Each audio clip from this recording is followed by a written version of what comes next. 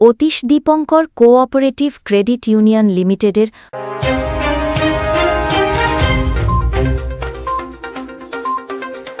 অপরূপ TV online.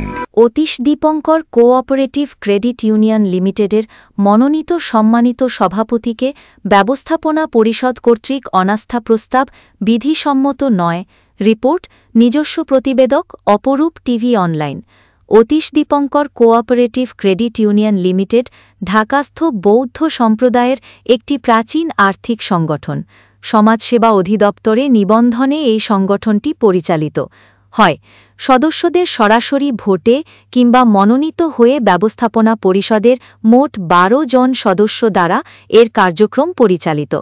এই সংগঠনের মোট সদস্য সংখ্যা শিশু কিশোর সহ বর্তমানে প্রায় ৩,০০০-এর কাছাকাছি। ব্যবস্থাপনা পরিষদের ১২ জন সদস্যদের মাঝে ৪টি নির্বাহী পদ যথাক্রমে সভাপতি, সহসভাপতি, সাধারণ সম্পাদক ও অর্থ সম্পাদক। 2023-2026 অর্থবছরের ব্যবস্থাপনা পরিষদের কার্যক্রম বিগত 23 সালের সেপ্টেম্বর কিংবা অক্টোবরের নির্বাচনবিহীন জনগণের স্বতঃস্ফূর্ততায় মনোনীত সদস্যদের নিয়ে কমিটি গঠন করে কার্যক্রম পরিচালনা করা হলেও কার্যনির্বাহী পরিষদের সদস্যদের মধ্যে মনোমালিন্যের কারণে বিগত 6 মাস আগে সভাপতির উপর অনাস্থা জ্ঞাপন করা হয়, যার কারণে সভাপতি মি. তাপস বড়ুয়া দীর্ঘদিন যাবৎ ক্রেডিট ইউনিয়নের কার্যালয়ে এসে অফিস করতে পারেননি। এদিকে কার্যনির্বাহী পরিষদের অন্যান্য সদস্যবৃন্দ সভাপতিসহ অন্যান্য শূন্য পদের সদস্যদের কো-অপ্ট করে নেন। এতে করে আইনের জটিলতা দেখা যায়।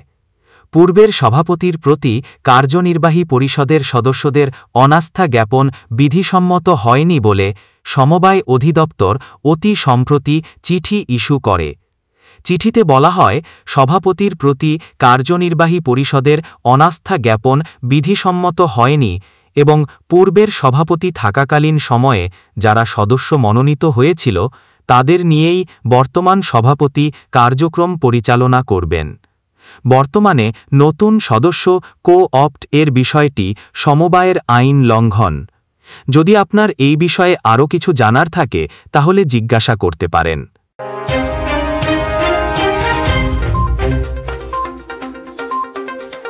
অপরূপ টিভি অনলাইন।